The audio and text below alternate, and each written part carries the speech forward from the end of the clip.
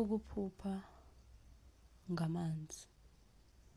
Ukuziphupha uhamba namanzi noma impahla yakho kusho ukuthi-ke kukhona okubi okuzokwehlela noma uzogulela ukufa.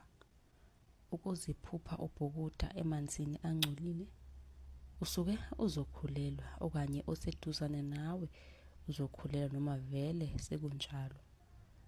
Ukuphupha uminza emanzini angcolile usuke uzogula.